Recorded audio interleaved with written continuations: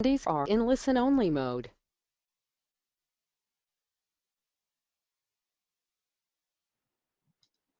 Good afternoon and welcome to today's webinar on networking online and in person. I'm Christine Valenza-Shin, class of '84, and I'm alumni counselor here at Career Development. Welcome to those of you who are joining us for the first time, and welcome back to those of you who attended one or both of the previous webinars in the series. So just a few quick things, few quick reminders. I do record the webinars, my voice only. Your questions when they come will be in written form, and I'll just mention your first name generally to identify who's asking, just so you know. And feel free to ask questions as we go along in the question box on your webinar dashboard, and I'll stop at a couple key points along the way and see what people are asking about. I'll send a link to the archived PowerPoint as well as the archived webinar to you sometime in the next couple of days. So that takes care of our housekeeping agendas. Take a second to say hello in the question section so that I know that everything's working and we are ready to go. Good, I see some hellos from various people. We've got 21 people present at the moment, and more tend to come in as we go along. So our topic today is networking online and in person, LinkedIn and the Barnard Alumni Network. Networking is the building and maintaining of professional relationships. Networking means a lot of things to a lot of people. There's a lot of images, positive and negative, about networking, but at its heart, it's building and maintaining relationships on a professional basis. It's an organic process. We all have both social and professional networks that have emerged naturally and organically simply from where we live, where we work, and who we know. People have always gotten jobs through networking. It is not a new thing that was invented in the 80s and came out of nowhere. People have always gotten jobs through networking. However, it is increasingly the way in which people find out about and or get their jobs. It's increasingly important in today's job market.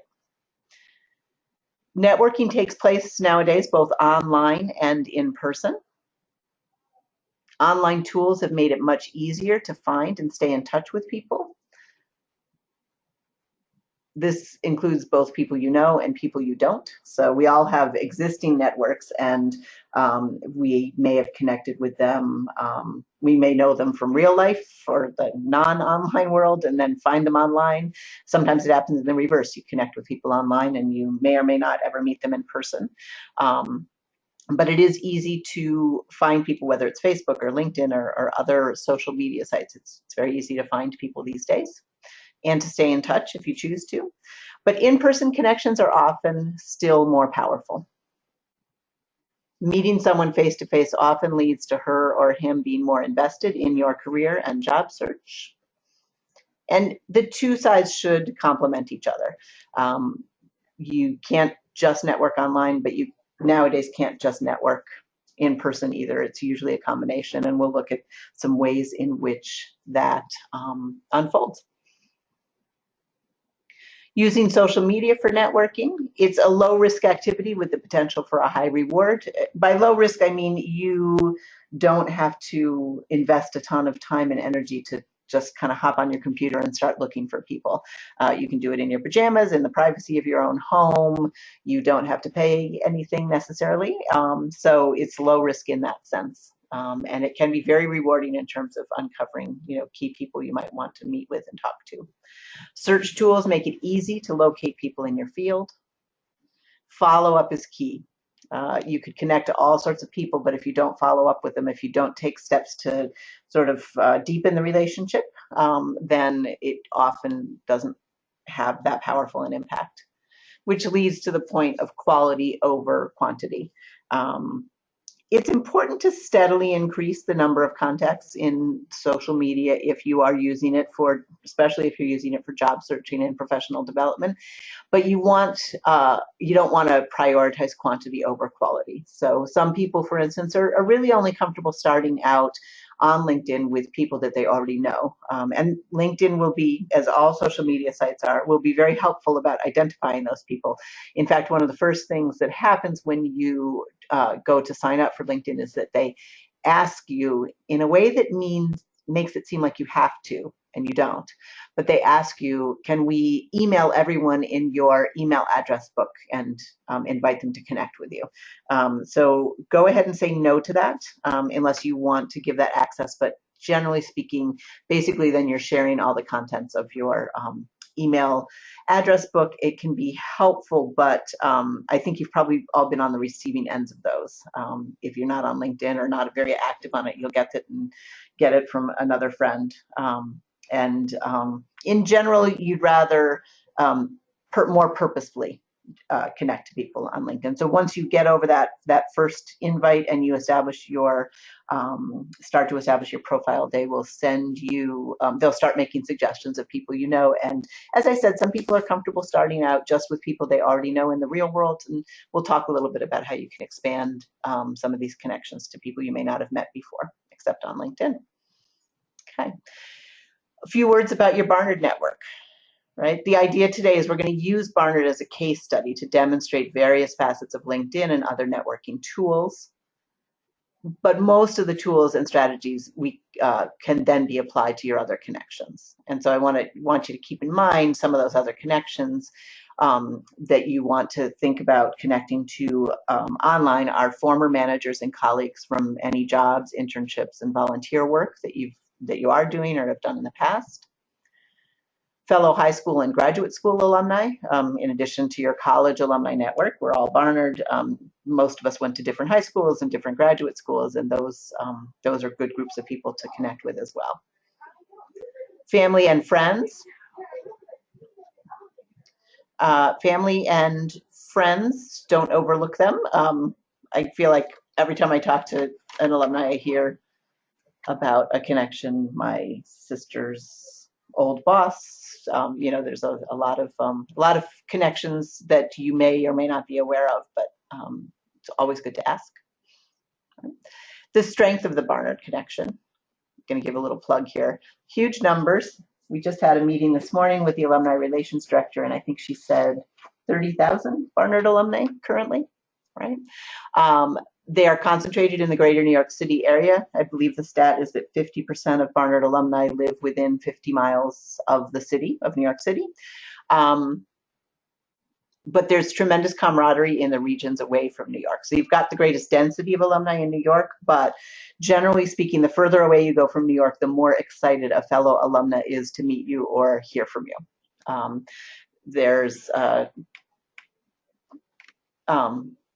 Well, to get to the Barnard bond is strong. Even people who didn't love their time at Barnard are very proud of having gone to Barnard. And as I said, the further away you get from the city, the less well-known Barnard is. You usually have to throw in the Columbia connection. But there's a strong bond there based on your common experience, good, bad, or in between. Do take advantage of the Barnard bond. Don't hesitate to reach out based on your common experience. Even if you reach out to someone who attended the school 30 or 20 or 10 years before, Barnard, it's changed over the years, but some of the basic things are very much the same, and there's a lot to connect to. In general, the other strength of this is women helping women. Many alumni are committed to strengthening women's advancement. Many alumni are committed to strengthening women's advancement via networking. And many were helped themselves by Barnard connections and mentors and are therefore happy to pay forward that support. Doesn't mean that every Barnard person you reach out to is going to get back to you right away. Some people are busy, some people are more comfortable with networking or not, but in general, there's a lot of Barnard women out there willing and eager to help you with your questions and with your job search or career exploration. Okay. All right, so let me take a quick look, see if I've got any questions at this point. I love all your hellos. Excellent. Okay, good. All right, so now let's focus in a little bit on LinkedIn. Barnard connections on LinkedIn. There are many, many Barnard people on LinkedIn. As soon as you start to fill out your profile, LinkedIn's going to start generating suggested contacts based on Barnard and of course, other aspects of your profile. So it could be classmates, it could be people who live in your same area who went to Barnard, it could be people who are in your same field, but you'll see Barnard people start to pop up, and LinkedIn will say you might want to connect to, and then you can click on their profile, see if you would like to connect to them, even if it's not someone you remember directly, and you can take it from there.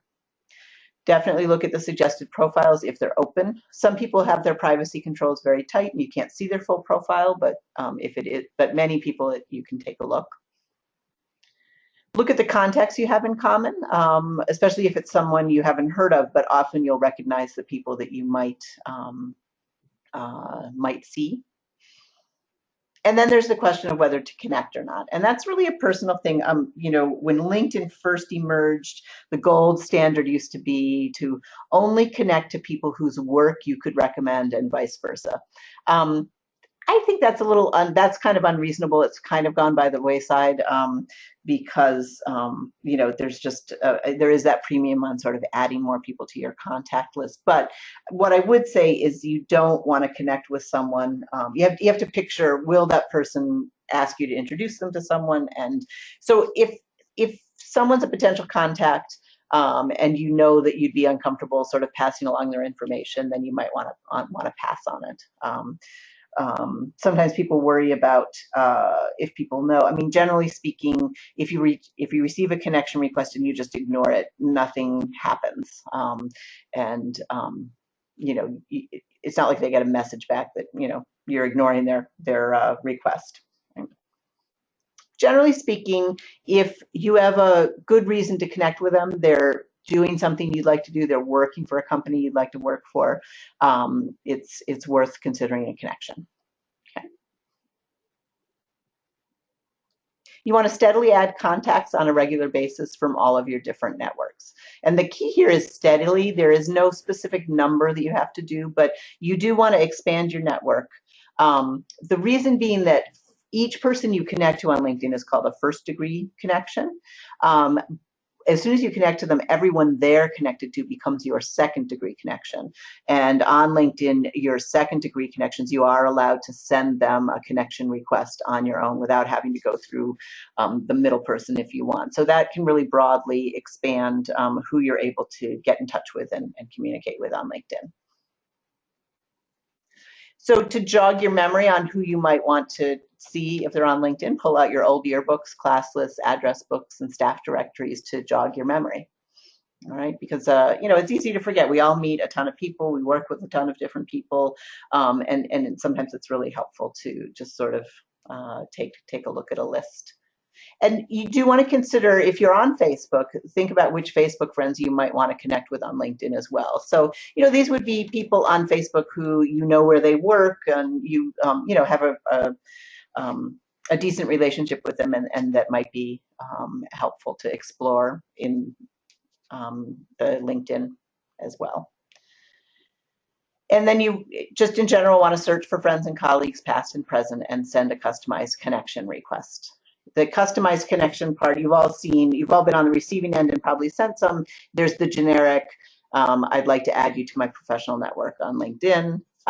You can keep that sentence if you like it, but you should add at least one additional sentence to just remind them who you are, or remind them of your common connection. In the case of Barnard, your fellow Barnard alumna.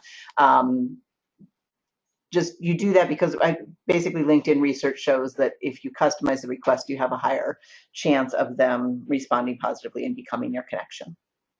Okay. All right. Let me just stop for a question. Is it necessary to have 500 plus connections? What is a reasonable number to have? Yeah, LinkedIn makes the big deal about the 500 plus. I think they call you a super connector at that point. No, you absolutely don't have to have 500 plus. You just have to have the number that's reasonable for you. So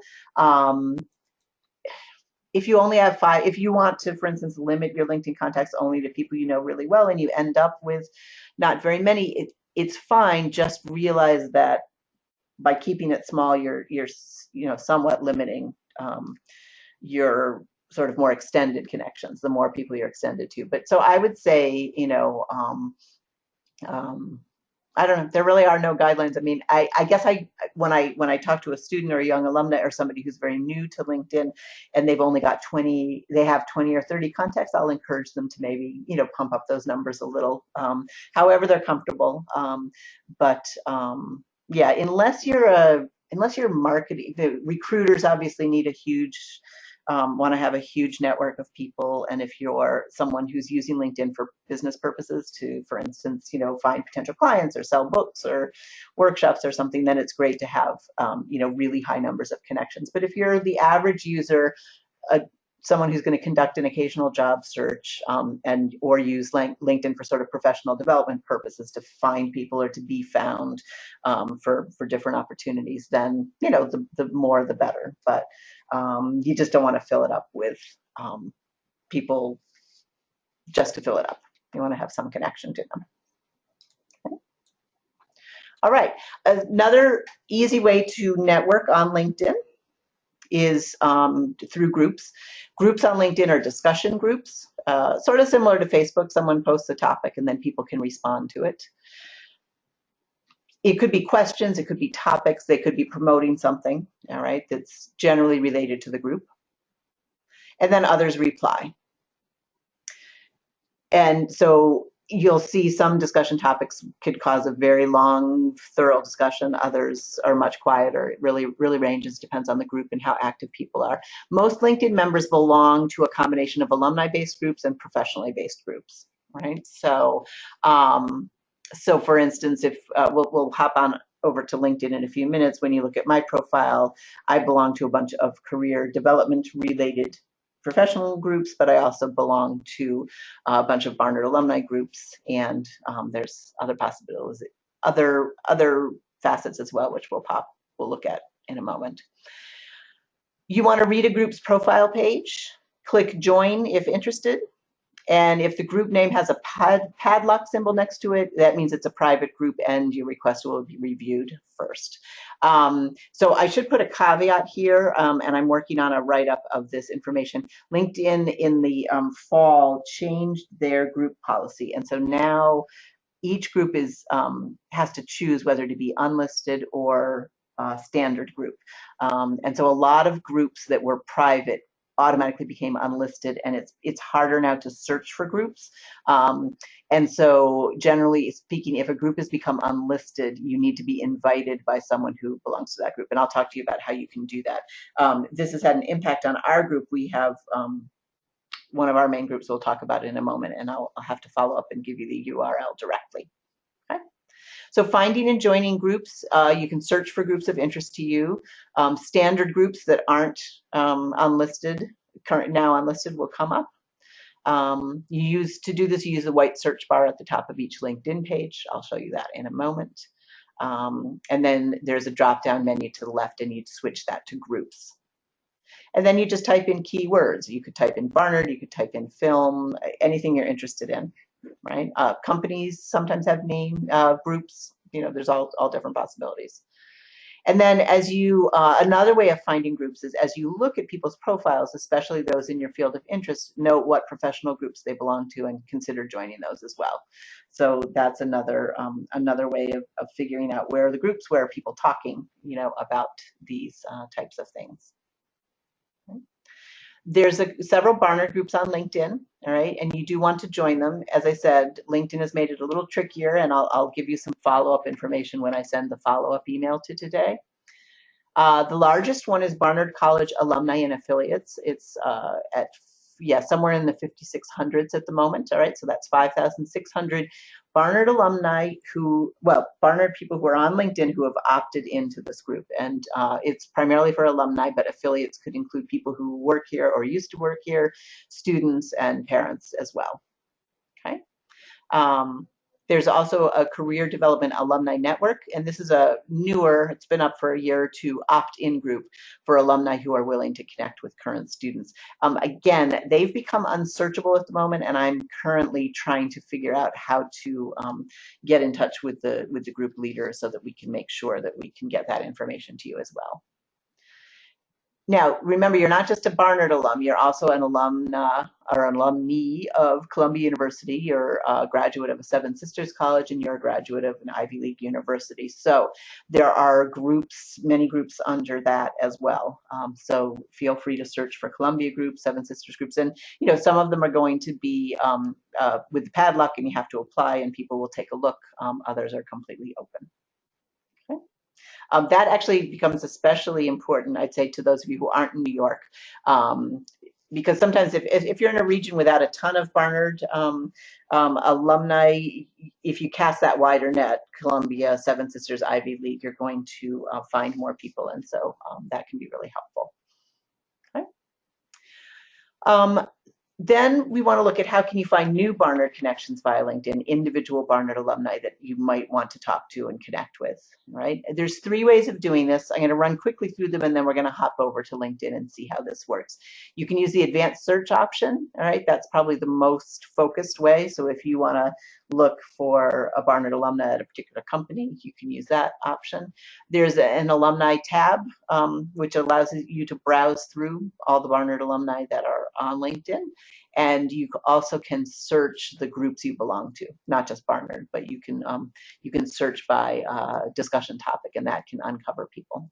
So the next few slides lay out exactly how to do this. I'm going to run through it relatively quickly and then show you how that actually works. So the advanced search option, there's a general search bar at the top. The advanced search option is to the right of that. You select it. It defaults to sorry, I got off track there. Yeah, so you want to select it. When you select the advanced search function, a filter comes up, and you can enter Barnard as a school name, or you can enter any other school, but we're using Barnard as our example. And then you could fill in a keyword, a company name, a zip code if you want to go by location. There's a variety of things you can fill in. LinkedIn will bring up a list of members who have both Barnard and that company or keyword or location in their profile. Okay, and then from there you can click and see who you want to connect with. The second method is to use the alumni tab. It drops down from the My Network menu at the top of any LinkedIn page. It defaults to your most recent degree program or college, and so if you've got a graduate degree, then you'll have to enter Barnard. And when you get there, you can adjust the years attended tabs to narrow your search. I'll show you that in just a moment. Browse and click through the where they work, what they do columns. And then scroll down to see thumbnails of various alumni, how you're connected, and who you might want to take a closer look at. Right? So this is a less focused way of looking, but it can be particularly helpful, especially if you're sort of browsing to kind of see what's out there, what people are doing, maybe think about titles and organizations that you haven't thought about that much, right? View profiles and follow up with those you wish to connect to directly. And finally, the third method is to search Barnard groups. So under the interests menu, you pick your groups. It gives you a list of your groups, choose one of them, and then you can enter, there's a little search box in the upper right-hand corner. You enter keywords, and if you want to find, for instance, if people have been talking about real estate or people have been talking about publishing, you can put that in and then take a look at who posted and who responded to the discussion. Click on their profiles, find out a little more about them, reach out to them if you wish. Okay. All right, so we're going to stop here for a second, and we will come back, but I wanted to take you to LinkedIn. We looked last week. So this is the home page, and so I'll show you some of the features here. So this is that main search bar I was talking about, where you could just go ahead and put, if you're looking for a particular company, particular person, Okay, and if you, so for instance, if you specifically wanted to look at groups and what groups are out there, you click groups and then you type in the name. Actually, I'm curious now that they've made this harder. Okay, it's going to be tricky because I already belong to the group. So, but for instance, so it brings up groups that have Barnard in the title, and you can take a look. Okay, I'm not going to click on that right this second. All right. Okay, so the second thing I told you about, this is the advanced search. All right, so it's this little blue box here to the right. When you click on that, it brings up, oops, wait, sorry. I forgot to change back. Okay. And I don't want to search. Okay, sorry. Oh, let's clear everything and just hit the advanced option. Okay, this is the filter I was talking about. So it brings up this filter, all right? And so what you can do is do Barnard as the college, okay? And then you could put a keyword in, could be part of a job description or particular title. You could put in a specific title if you have one. You could put in a company, okay? So, what was the thing someone mentioned last? I did this last night with a group of students, and they, people usually shout out Google. So let's take a look at Google, okay? And then here it lets you confine who, if you want to, who you want it to search through. So let's look at my first and second degree connection. So first is people I'm directly connected to. Second is all of the people they're directly connected to, and group members are people that I belong to a group in. But you can also do any of these. You can bring up any of these sub files, all right? And then over here, I can click on the groups. I can do years of experience, function, seniority. So you can see you have all of these options. I'm going to make ours not too complicated, but you can see that there's lots of things that you can check off here. Okay, so let's take a look. Just a very simple search, Barnard, Google. Okay, so I have 63 people from among my first degree, second degree, and group members who work or have worked at Google.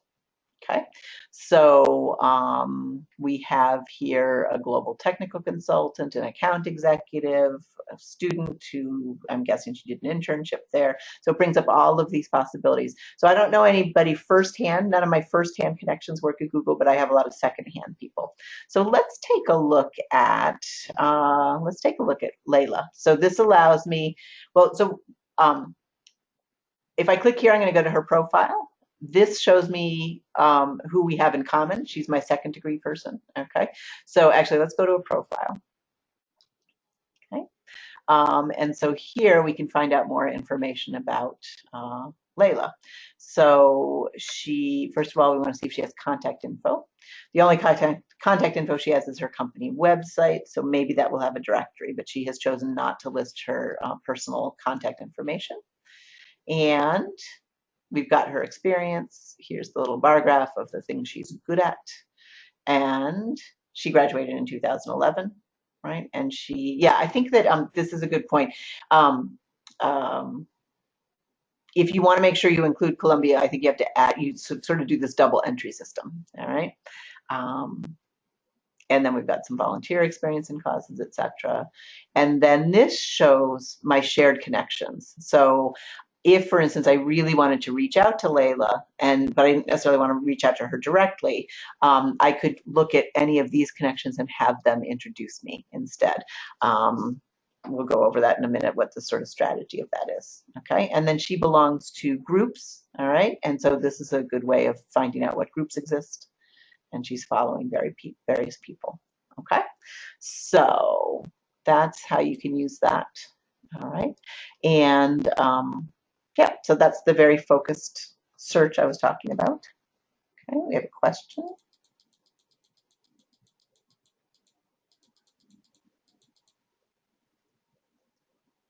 Okay. This question always comes up. Do you recommend that someone looking for a job pay for the premium LinkedIn? Do you know what the advantages are? So this is ever shifting. This is a great topic to Google. Whenever you have a question about LinkedIn, you can ask me. I try and keep up to date, but things are always changing. At the moment, my current understanding is if you pay for the premium LinkedIn, it gives you the ability to in-mail people, send a direct message through LinkedIn that you're not directly connected to. That can be helpful. And I believe it also gives you some ability to look at who's searched your profile. I'm not always sure what's important about that, although I have had people searching for a job who will tell me, oh, I looked and I saw that, the company I sent my resume to looked at my profile.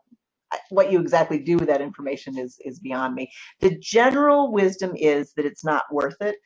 Being able to message people you're not connected to doesn't often work out that well. You don't tend to hear from them.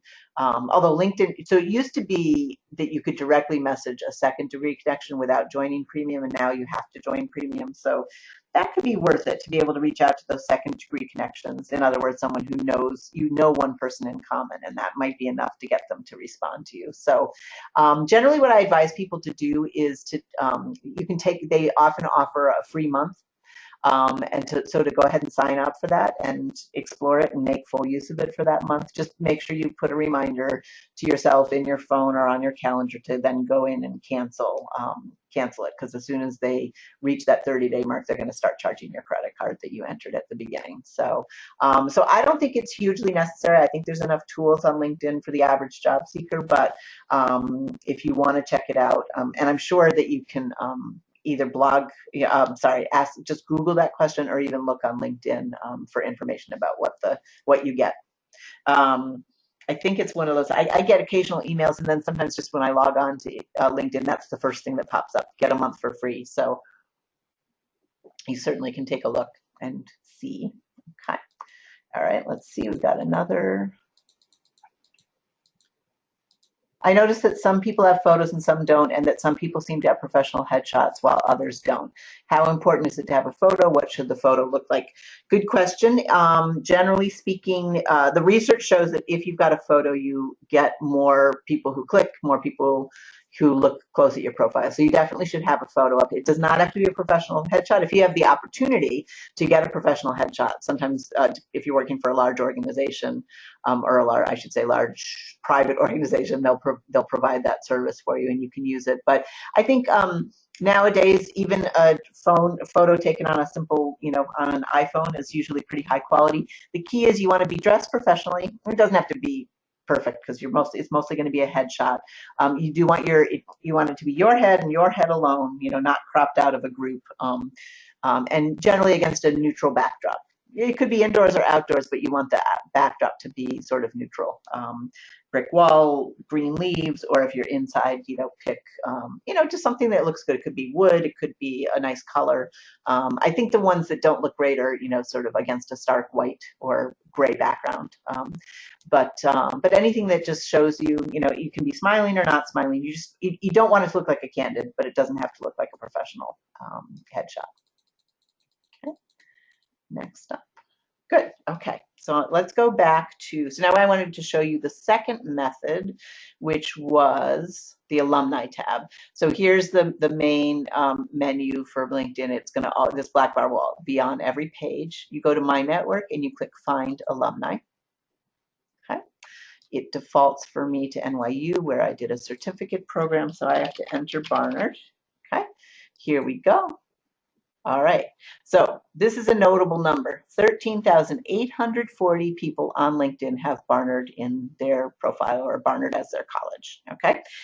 You can search to narrow this down. You can, as I mentioned, you can change the years attended. All right, so this basically has everyone from 1900 to 2016. You can narrow that down if you would like. So the key here is these columns. So there's a column, to expand it, I just hit that little show more.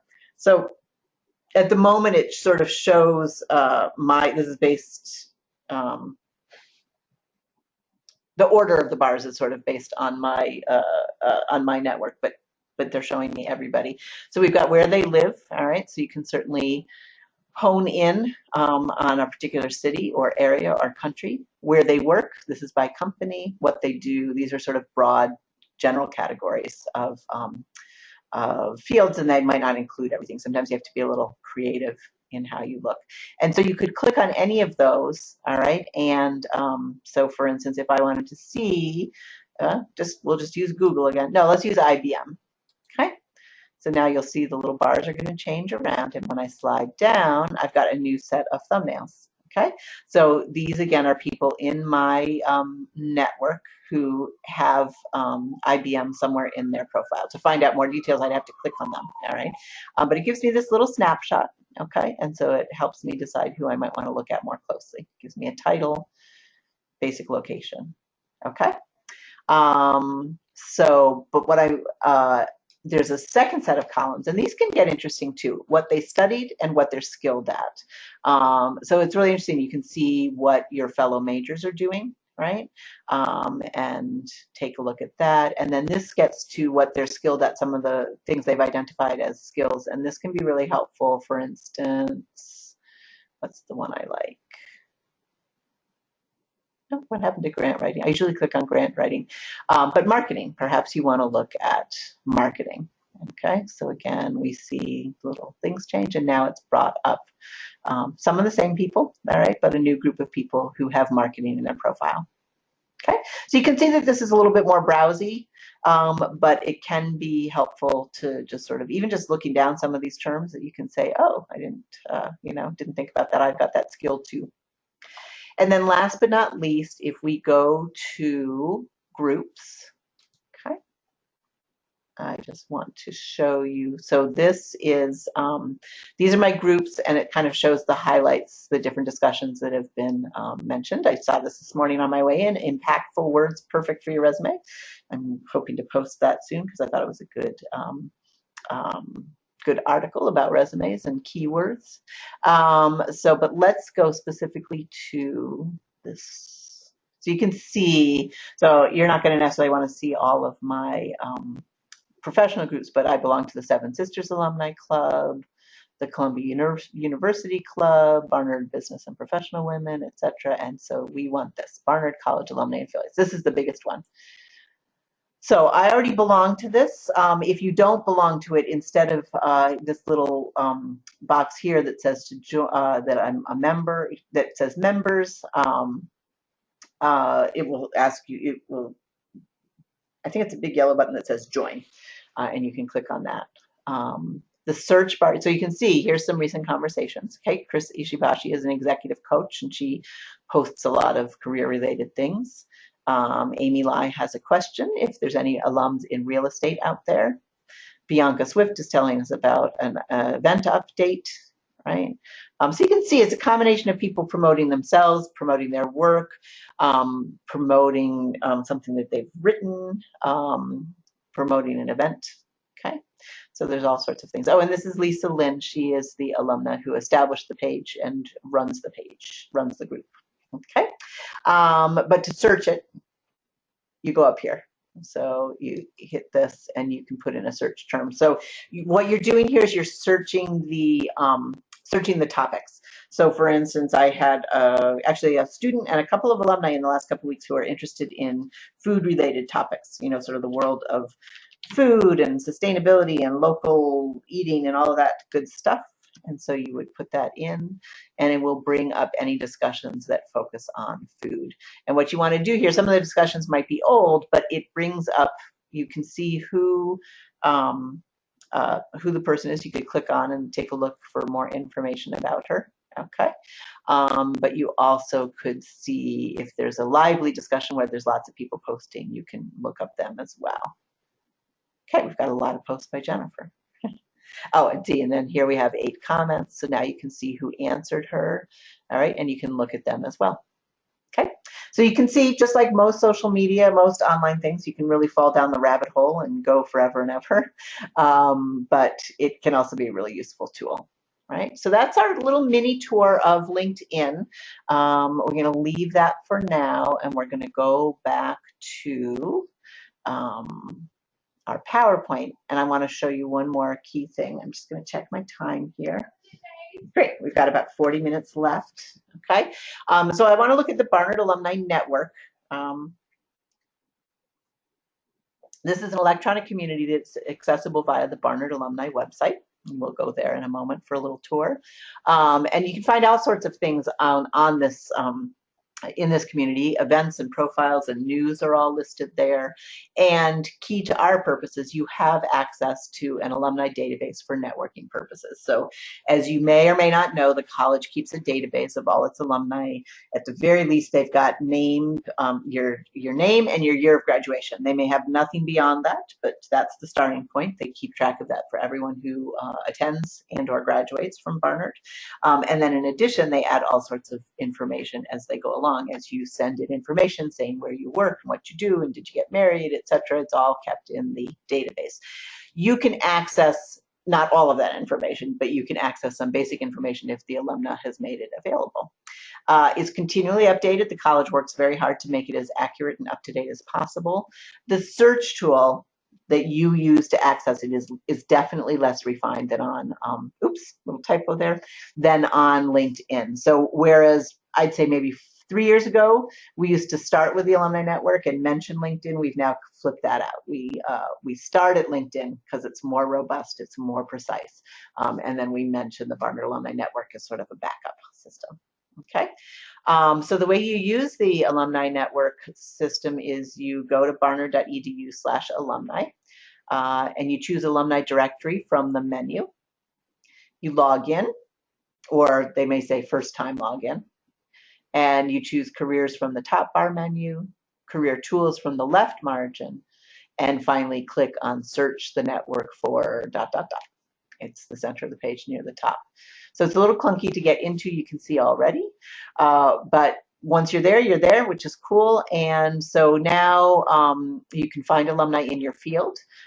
In general, in order to take best advantage of this, a little bit of a imperfect search system, you want to start broad. So only put in a few criteria, 1 or 2 criteria. But then if you come up, let's say you put in lawyer and you come up with 500 names, then you might want to narrow it down and put in some additional criteria. Okay. Similarly, you might not find the field you're looking for, so you might have to, be a little bit broader. And then the names come up when you put in your criteria, and there's a set of icons. What you want to see is, at the minimum, a blue envelope and a business card. Blue envelope means that the college has an email address on record for the alumna, hopefully up to date, not always up to date, and a business card, which means they have some business information. Might not be a lot, or it could be a full resume. It really depends on how much the alumni has put into their profile. If you see a mentoring icon, that's a plus. That means that somewhere, somehow, the alumna indicated that she was willing to be a mentor, which means she's probably receptive to being contacted by a student or alumna. And generally, if you see more than 2 icons, it just shows a higher level of engagement on the site, and therefore you have a better chance of hearing back from the person and being able to engage. But definitely when you find somebody, you want to double check Google or LinkedIn to see if they've got more up-to-date information elsewhere. But if you haven't been able to find their contact information any other way, you could you can use the system to send an email. Barnard will forward the email to whatever address they have on file. Okay. And from there, you can send an email and a request for an informational interview. So good. Okay, so let's take a moment just to show you what I just described. Okay, here we are. Okay, so just to show you, so this is barnard.edu. You could simply put /alumni and that will take you to it. Alumni used to be here. And the reason I make a note of it is it's not at the top thing, but if you go up here to quick links, that's how you can get to alumni. So that drop-down menu takes you to the alumni page. I'm already logged in, so it says hello to me and gives me all of these access here. Here's a nice little announcement about our spring webinars and workshops. But what we're looking for is this. So if you've never logged in, if you've never joined before, what will appear here is either login or first time login, and just follow the directions. Basically, the first time you log in, they ask for your name as a student and your class year, and then they double check that that's you, and then they walk you through. And if you ever get stuck, you don't remember your password, or it's not showing you as having been a student, you can reach out to the Alumni Relations Office by email or phone, and they'll walk you through how to do it. But assuming everything's gone smoothly, you hit careers up at the top, career tools along the side, And then finally, search the community for networking opportunities with business colleagues and mentors, or look for a member's resume. So we click on that. And this brings up the search tool I was talking about. Okay, so let's say we're doing a general browsing. So we want to go with, I'm going to use this as a sample just because I know there's some good options here. So you can pick an industry, journalism, all right, and then you could further narrow that down. So I did this. So if you do journalism and writer, okay, so that's only 2 criteria. Don't worry about all these other criteria. You can add them later if you want, depending, but we want to keep things broad because we're networking or potentially networking. Hit search, and it brings up a list of 62 alumni who have identified writer as their occupation and journalism as their field. And so you can see what you get, a little thumbnail, you get the alumna's name, what class he or she is, and then this row of icons. So right off the bat, we see Deanna Barnard. That means the college has an email. She has blogs. She has photos, and what is this one? She's got some resume information. Okay, so those are all good. All right. Similarly, now this one has a blue envelope and a business card, so you can do, and so what you do here is you can click for further information. But as I'm saying, what you do is you use the icons to help sort of determine who you might want to click on. Sarah Bronson's another one who has, oh, there's the little mentoring icon I was talking about, 2 little people together. All right. So again, high level of engagement. She's got photos, she's got a business card, she's got resume information. Okay. So let's take a look though at Deanna. So we click here, and this takes us through. She's uploaded a photo, all right, and there's general information. She's given us a home contact. That's great. So she's listed her email right out there for her fellow alumni to see, so you can feel free to email her. Barnard class year is 95, and her business, she's a freelancer, all right. So so you could simply cut and paste her email, right? Or if there is no email listed there, you could use this feature, okay, which brings up, so it's going to be from me, but I don't see her actual email address. Now, she already listed it, so we're cool, but this is if, for instance, you find someone who hasn't openly listed their email, the college will still forward it. Same thing, you want to keep your message short and sweet, all right, and then you would hit send, and the college forwards it. It's not a foolproof method because people are less, they might not have updated Barnard recently, but it's not a bad option. Okay, so that's the Barnard Alumni Directory, and let's go back to our printout. Okay, let me just see if I have any new questions. Okay, no new questions at the moment. So I've mentioned, giving you a lot of information on how to uncover alumni, but what do you do once you actually want to reach out to them? Okay, so strategically speaking, people in the world are most likely to open an email from someone they know. So if you really want to increase your chances of hearing back from this alumni, it's a very high value person. Maybe they've got your dream job, or maybe they are very high up in the food chain at a company or organization you've had your eye on. You might want to be more strategic and start with an email introduction from someone you know in common. Okay, or second best is to email them directly. All right, if you can uncover their email, either they've got it posted on LinkedIn or the Alumni Network, or you can figure it out from the company directory. You could email them directly. Or your third best option is the LinkedIn connection request. Now, you can certainly hop right to this. It's the easiest. You found them on LinkedIn, you can send them a connection request. You just need to be aware that not everybody has it set up in LinkedIn that they automatically get an email when they get a message. They may only get that message when they log in, and not everybody logs into LinkedIn that often, especially if someone's not actively looking for a job or using LinkedIn for professional development. They're not likely to log in that often. So, yeah, so if you really want to hear back, start with getting an email introduction from someone you know, or email them directly, or send a LinkedIn connection request. Whatever method you use, your email or message, you want to make it succinct, right? Don't take up lots of time or give lots of backstory.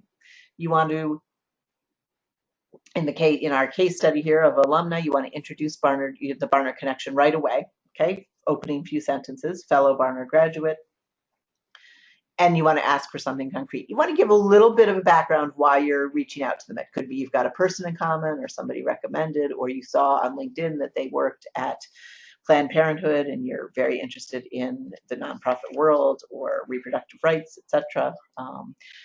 And then you ask for something concrete. Most likely an informational meeting or interview, or you could ask for advice on a specific matter, all right? But you don't want to ask for a job or a job lead, even in the future. So I had this conversation with the students that I was presenting to last night.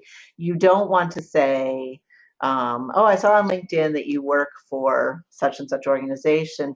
Please keep me in mind if anything opens up.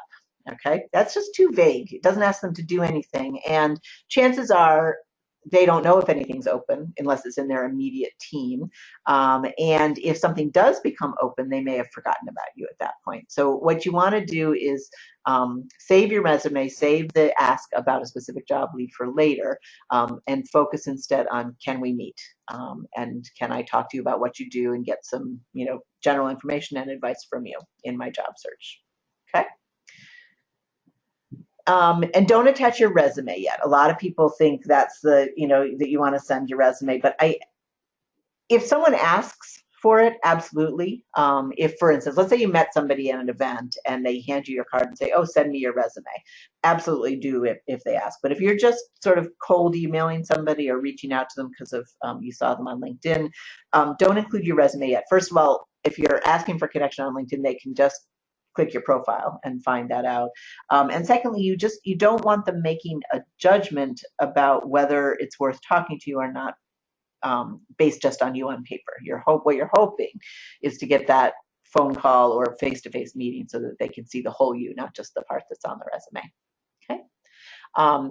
Everybody, informational interview is basically code for, I'd like to talk to you. If you like me, you may pass on a good word to one of your connections. All right, everyone sort of knows that's what the informational interview is for, but you just don't want to jump ahead the steps to, oh, do you have any job leads? Oh, can you hand my resume to someone? Wait for that. Okay. So we don't want to neglect in-person networking opportunities. All right. Here's a list of possible things you could do in person. Events related to the field. If there's lectures or panels. There can be networking and speed networking events around your field or just general.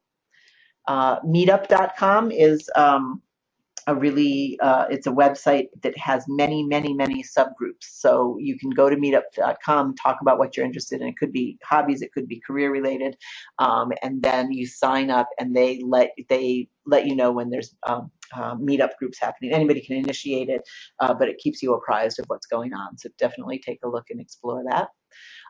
Certainly take a look at Barnard and Columbia events. They could be career related or they could just be a social thing, but that's a great thing to go to. You connect directly with your fellow Barnard alumni or Columbia alumni, and it's just a chance to sort of talk to people, get contact information, and you don't need to network just with people in your field because, of course, you never know who somebody knows. So, meeting a fellow Barnard alum even from a different year or can lead to who they might know. Right? And certainly other colleges and organizations that you're part of as well. If you're not in the city, or even if you are, there's Barnard regional clubs and events. Those are great opportunities. And join professional organizations, either through a group on LinkedIn or just in general. Almost every profession has some sort of professional organization. They have meetings, they have conferences, they have mini conferences, and they often have volunteer roles, which they are eager to fill. And that can be a great thing not only to put on your resume, but it puts you in a position of meeting lots of different people and networking naturally. Volunteer work in general is a great networking opportunity. And I always throw this in, don't forget your friendly, chatty people who meet all types. It could be your dentist, it could be your hairdresser, it could be a bartender if you've got one. But these are people who meet, they tend to be chatty, they tend to meet all different kinds of people from all walks of life, and you never know when they could connect you to somebody. So, this is the kind of networking that just takes place in general conversation. You go for your hair appointment, they say, what are you doing? And you say, oh, I'm looking for a job. What kind of job are you looking for? Natural, organic, and usually it won't go anywhere beyond chit chat, but sometimes it'll lead to something. Okay. When you're at this in-person networking opportunity, you want to talk to your fellow attendees. All right. Some of you are great at this, others have to push yourself a little bit. Just set a minimum quota for you. At least talk to the two people on either side of you. All right. Introduce yourself. This is a new addition from a conference I went to back in October. Live tweet the event using the event hashtag. I was at a conference in October for women returning to work. It was about women returning to work after having been home for a period of time, generally raising kids. And there was a hashtag for the event. And one of the panelists at noon said, she looked at her phone and she listed off, she said, here's 4 people I'm going to reach out to right away because they've tweeted about the event. So she was using that as her criteria for who's on top of things, who's worth talking to. Introduce your, I know tweeting isn't for everyone. A lot of you may not be into it. These are just possibilities. Do introduce yourself to panelists and speakers. If you can get there early, that's probably better than staying late just because there's fewer people around. You don't have to have a long conversation, but basically just say, who you are, great to meet you, looking forward to your talk, or if it's afterwards, really liked your point you made about, this issue. Make some sort of connection, and you want to get their contact information if possible, if that's possible, and then follow up. If you're uncomfortable in large groups, ask ahead about volunteering for a specific role at the event. Classic introvert thing. It's not that you don't like people, but you just tend to feel more comfortable if you have sort of an assigned task, and so you certainly can reach out and find out if it's possible to volunteer. You want to trade business cards and contact information, okay, if you've got one. It's actually more important that they give you their contact information because then you're going to follow up. So then you want to follow up within a day or two. Anybody you meet at a live event, you could send a connection request on LinkedIn and customize it, say where you met. And in that follow-up, you could also ask for something specific. Could we have an informational interview? I'd love further advice on the thing you were talking about, or you mentioned that you knew someone who worked at such and such organization. Would you feel comfortable introducing us by email? So you just ask for something specific, so hopefully they'll get back to you. Doesn't guarantee it. Lots of people don't get back to you, but some people will. Once you're in that informational meeting and interview, you want to ask about them first. Again, I'm using Barnard as my case study, so I'm using the she, her. What does she do? How did she get there? What does she like about her job? What is more challenging? And where does she see things going?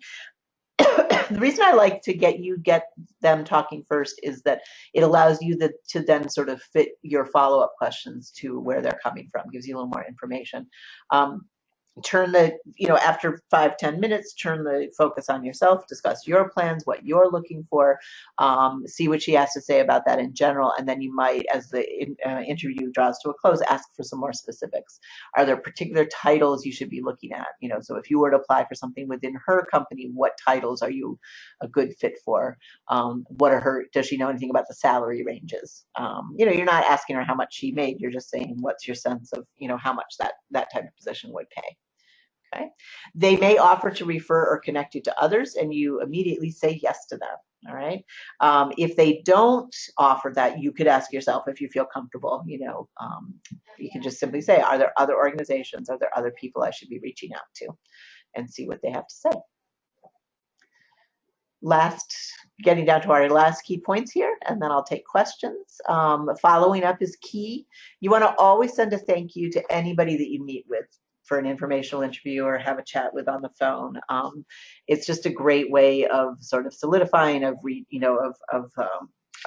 retaining contact. Okay. If you haven't connected with them on LinkedIn, you might want to do so. And then once you get a job or make your change, that's a great time to just circle back. You don't have to personalize every single one beyond, that much, but it's great to let anyone you met with along the way know that you found a job. People are always happy to hear about that. And that also positively reinforces networking for them. We all have varying degrees of comfort with networking. We forget that's true of the person on the other end too. Some people are great at it. Other people are kind of uncomfortable being asked to meet.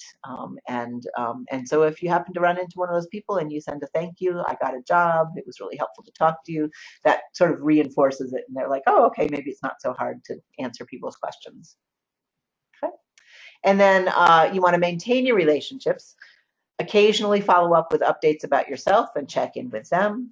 All right. This isn't necessarily everybody you've ever met, but sort of your key people, especially people you might not run into on a regular basis, but are important. They're doing important things in the field, and you want to keep in touch with them.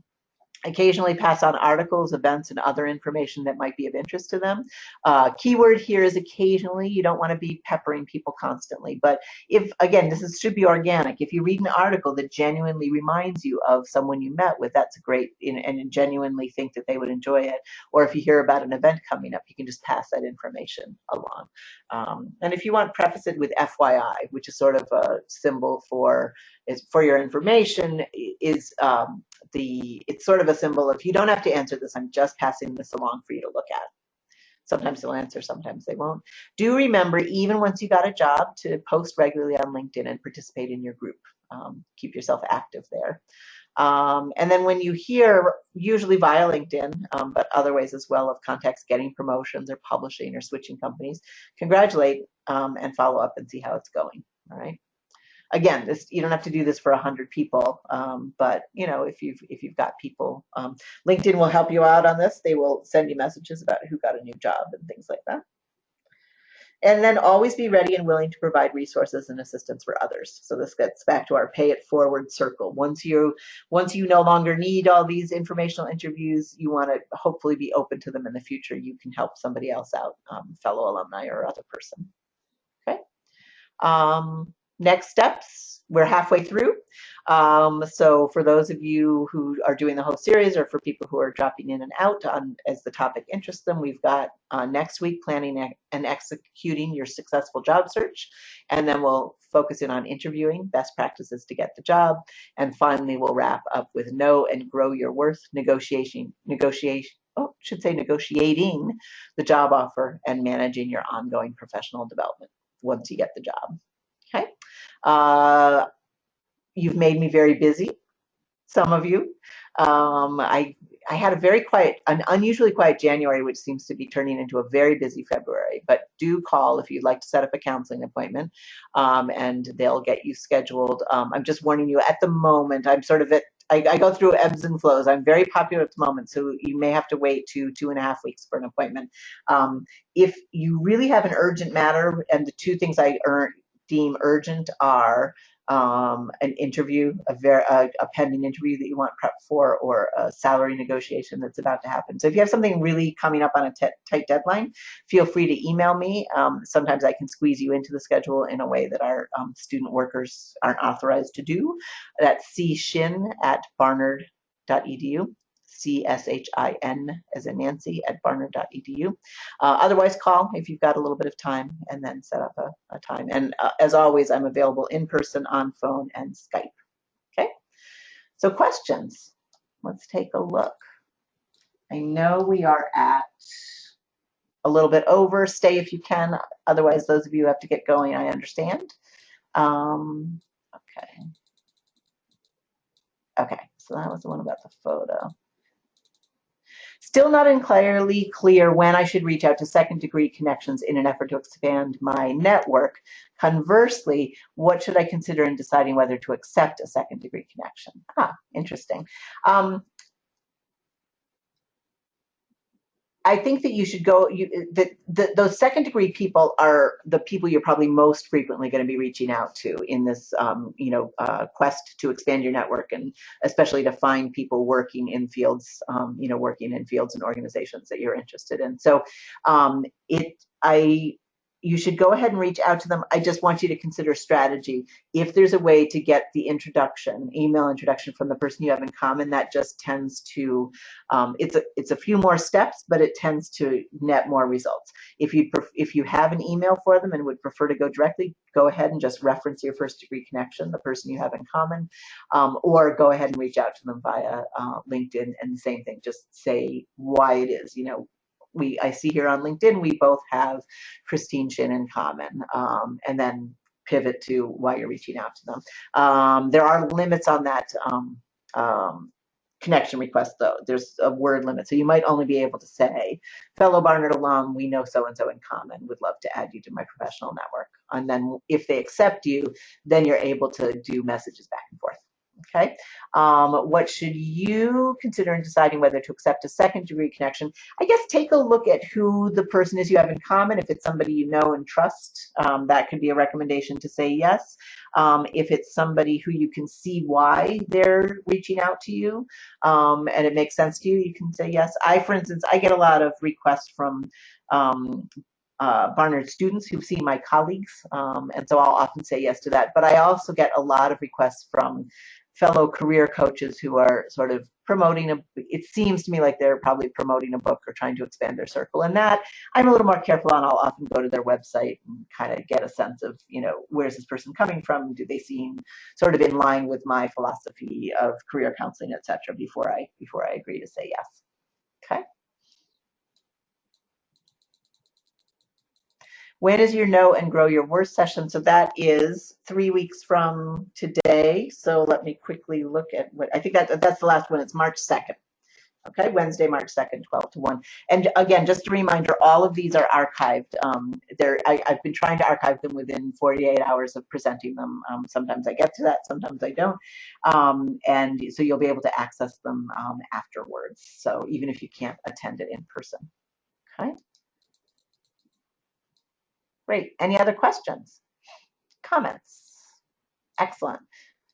I'll keep my eye out for a minute as I say thank you to all of you for joining in, and I'll see some of you next week and hear from some of you on a one-to-one basis.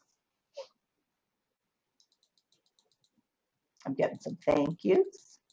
Great. Okay. Yeah, if you only signed up for one session and you would like to sign up for one of the later ones, you just go back to the registration link and it should take you to your existing profile, and then you just pick a different one from it.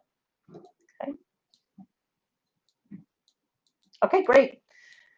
Thanks so much. Take care, everyone.